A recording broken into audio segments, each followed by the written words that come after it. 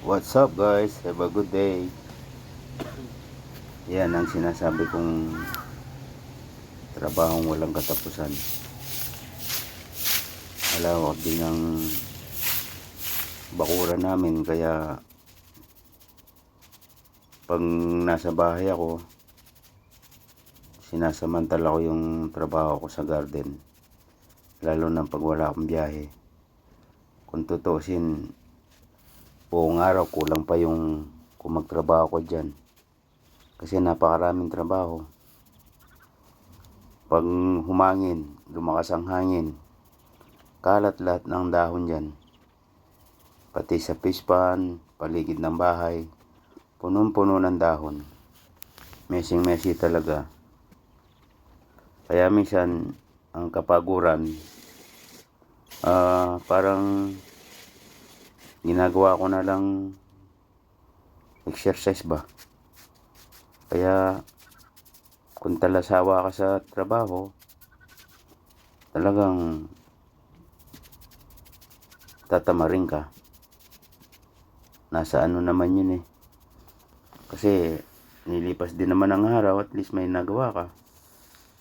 Eh ang problema sa Pilipinas, karamihan ng mga bata ngayon sa Pilipinas, wala nang ginawa kundi mag-cellphone. Nako. Kailangan mayroon kang hiya. Hindi yan pwedeng lumilipas sa maghapon, kumakain ka, wala kang nagawa. Ito kasing ganito, kumakapit sa ano eh. Kaya hindi sumasama sa pagmisan, kakapit sa damo, gano'n no. Mayroon siyang spike. Kaya hindi mo maano to. Ito mahirap palisin, kumakapit eh. Pero sa semento mabilis, pero sa may damo, kumakapit. Kaya mahirap siyang tanggalin. Sa blower ko hindi sumasama. Pero pag dito, wala siyang kakapitan.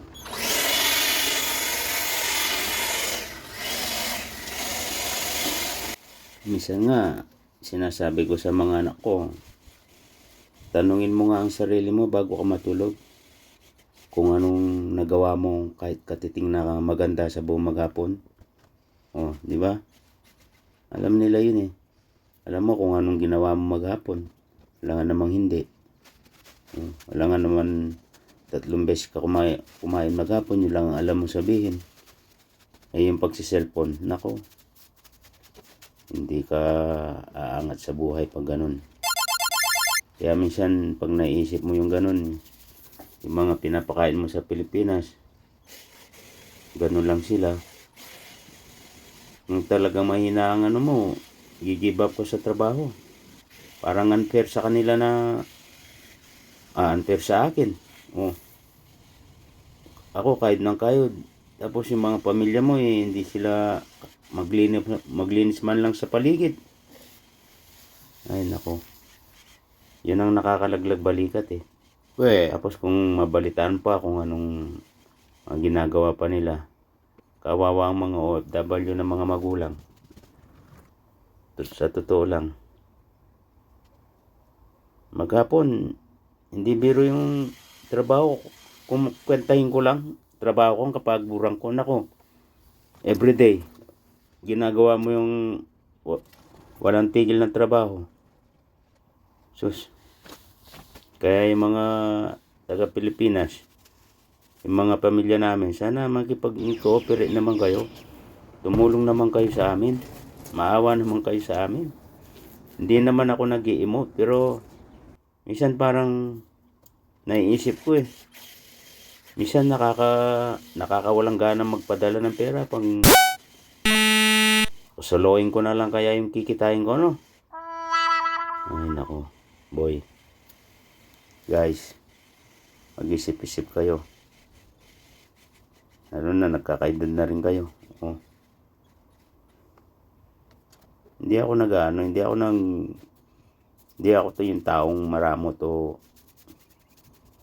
kailangan guys ayusin nyo yung buhay. Itong video na to para sa inyo. Pinapaalala ko kung gaano kapagod ang ginagawa ko everyday yan. Alangan bukas hindi ko gagawin yan. Eh di tambak na naman yung mga dahon. Ang daming puno dyan sa amin. O at least nakakapag-garden pa ako. Pag talagang may time ako na magtanim-tanim ako, ini-enjoy ko yung buhay ko sa pagtatanim. O, maraming matutuwa. Ako nga, mga tanim ko na yun, binibigyan ako ng saya. Natutuwa ako pag tinitingnan ko yung mga malalago kong tanim. Nakakaano ng pakiramdam. At least, sana yung mga anak ko, mabigyan nila ako ng saya. Biro man, pero sa totoo lang. Guys, huwag niyong sayangin ang araw. Para sa inyong buhay.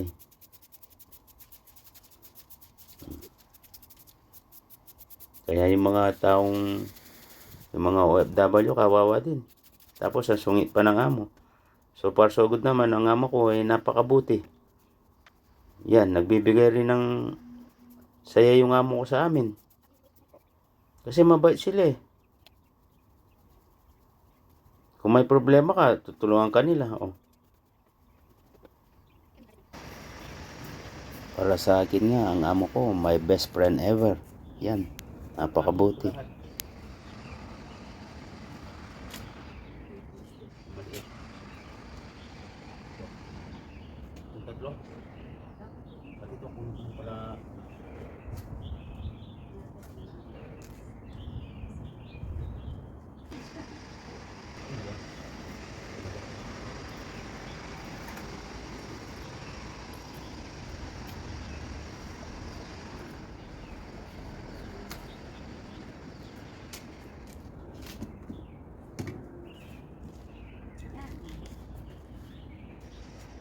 Pwede yan, tatlo? Okay yan.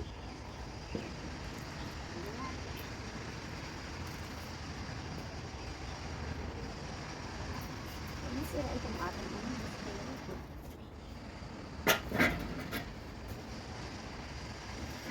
Ano ang uto ah? Baka gumapang ka sa akin. Mabuti pa itong pananim ko, yan. Nagbibigay isa rin sa mga nagbibigay sa akin. Pag nakikita ko, papawi yung pagod. Buti pa yung mga halaman ko nakapagbibigay ng saya.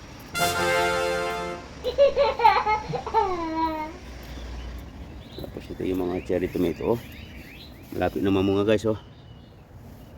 Linagyan ko ng protection para pag tumaas yan, lalagyan ko na lang ng stick. Malapit na silang, yan oh. Umulaklak na guys. Oh. Yan oh. Pag namunga to, ang dami na ko. Pamimigay lang ito sa mga kaibigan din ng amo ko siguro. Ay, marami sila. Cherry tomato. Tsaka mga ilang cabbage, inuuod lang.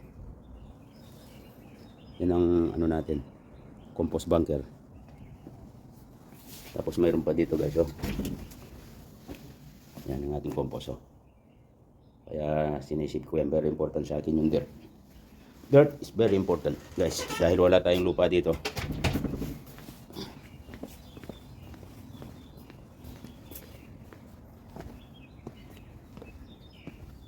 Yung onion ni Palmayens, oh.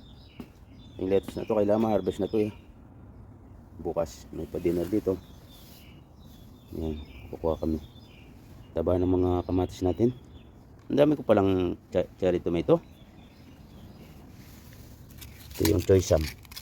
Siguro 3 weeks pwede na to. Choy sam. Yan. Nakatulong din yung ginawa ko na to. Natakot yung mga ibon. Ano to? Ay, dahon lang pala ng ano. Yan. Ito, pechay. Pechay yan. Beetroot. Naku. Tinali ng uod, oh. Ito, oh, may uod guys, oh. Ito, oh. Yan, oh. Ito ang salarin. Laban ng ano to eh, ng ano, butterfly. Pa, oh. Yan, oh. Butterfly ang salarin dyan, eh.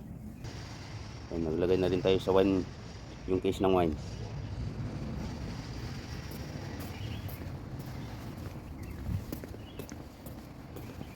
taba ng subong ng palaya oh. Kasi mataba yung lupa na yun eh. Oh. Tangkad niya. Tapos hindi ko alam kung melon ito o pipino. Yun ang problema. Yun nga lang. Yan, hawi na tayo. At least natapos ko yung paglilinis. Ginagawa ko yan hindi lang bilang trabaho ko. Kasi nakatira ko dyan eh. Ibig sabihin pamamahay ko na rin yan. Malinis na ang kapaligiran.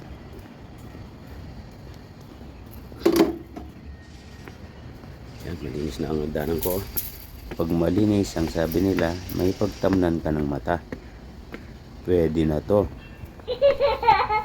Yung nga lang, may bunga ng baliti. Okay. Pagod din.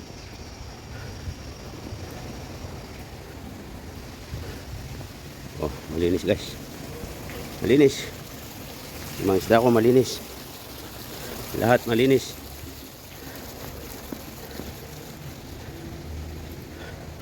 Hindi ko na malayan, oras na pala. Kailangan ko na magsundo sa amo ko. Sana yung mga anak ko dyan guys, magpag-cooperate kayo sa akin. Tumulong kayo kahit sa paglilinis sa bahay. Maraming salamat. Bye for now.